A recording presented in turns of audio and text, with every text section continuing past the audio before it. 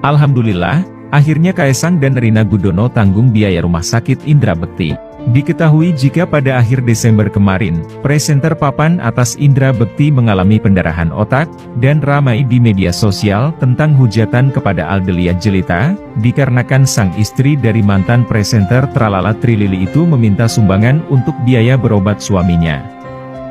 Mengetahui hal itu, Kaesang Pangarep beserta istri merasa kasihan terhadap Indra Bekti.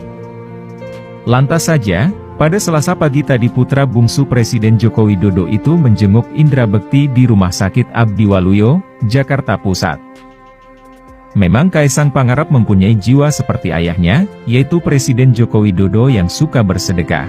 Ketika di rumah sakit, Kaesang dan Rina Gudono mengajak ngobrol Aldelia Djelita, dan menanyakan apa yang sebenarnya terjadi, sampai ramai hujatan tentang dirinya. Istri dari Indra Bekti itu menceritakan semuanya kepada Kaesang Pangarep dan Rina Gudono. Aldelia merasa bingung atas apa yang menimpa sang suami. Memang diketahui sekarang Indra Bekti sudah jarang tampil di televisi, job-jobnya sudah tak seperti dahulu, dan bisnisnya sudah banyak mengalami penurunan omset, akibat pandemi kemarin. Dan saat ini keluarga Indra Bekti harus mengalami cobaan seperti ini. Lantas saja Kaesang dan Rina meneteskan air mata mendengarkan curahan hati dari istri Indra Bekti tersebut. Diketahui, hubungan Indra Bekti dan Kaesang Pangarep memang cukup dekat. Lantas Kaesang memberikan pertolongan kepada Aldelia untuk menanggung semua biaya rumah sakit Indra Bekti. Sontak saja, Aldelia Djelita menangis dan mengucapkan banyak-banyak terima kasih kepada pasangan pengantin baru itu. Semoga saja Tuhan mengangkat penyakit yang diderita oleh suami Aldelia itu, dan kebaikan Kaesang dibalas oleh Allah Subhanahu wa Ta'ala. Amin.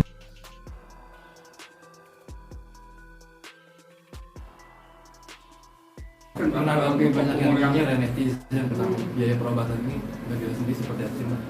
Kalau itu sih sebenarnya aku nggak peduli ngomongin hal itu. Saya mau fokus sama keluarga saya. Terus apalagi ini momen-momen indah banget buat aku. Mas Bekti udah bisa udah bisa nginget anaknya. Jadi aku mau fokus hal itu, dan ya bisa dibilangin nggak peduli sama ngomongan yang lain. Aku fokus sama diri aku sama keluarga.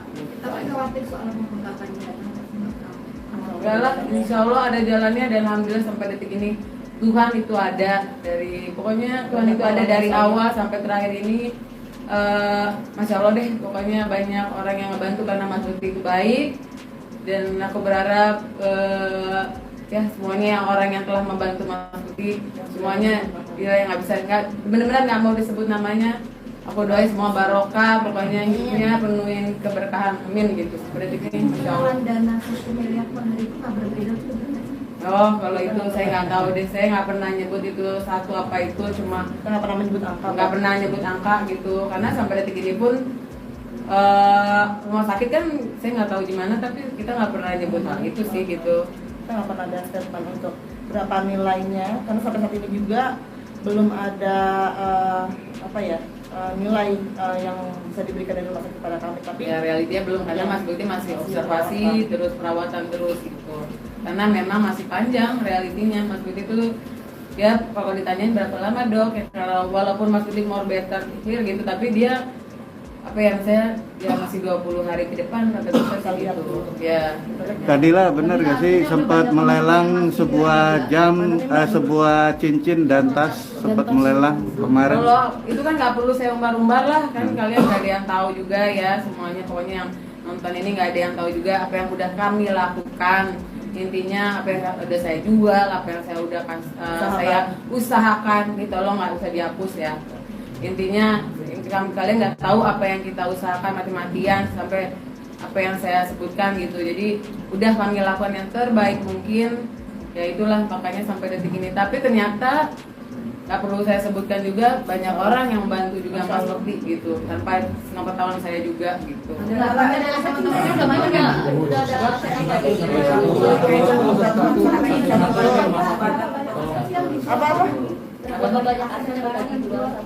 Ya nggak, saya ngomong saya nggak bakal mau kasih tahu berapa banyak. Intinya kita udah usahain apapun yang terbaik buat Mas Bekti. Jadi ya udah ada beberapa gitu aja.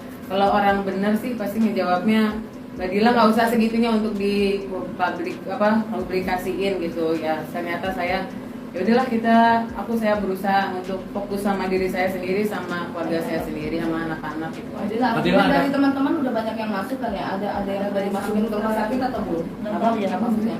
Sumbangan dari teman-teman kan udah banyak yang masuk artinya kan? Artinya udah ada yang masukin ke rumah sakit atau?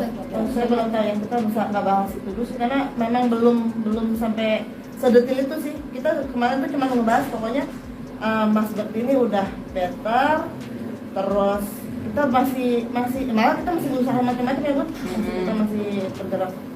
Maksudnya kalau yang udah masuk ke rumah sakit atau ke rekening itu sih nanti bakalan ada manajemen yang kan karena kita nggak sendiri Mbak gitu kan. Oh, Ada manajemen bukan ke manajemen yang langsung. ya kembalilah, cuma maksudnya kan kita ini kan pembayaran gitu loh, ini buat pembayaran.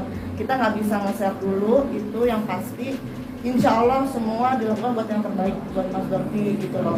Entah berapa nilai yang terkumpul, entah berapa aset yang terjual, entah berapa besar perjuangan yang Mbak Dila, itu menjadi rahasia kami, karena cuma juga kalau diubah kan hidup itu pasti ada pro dan kontra ya kan gitu. Kadang kita melakukan hal ini tetap akan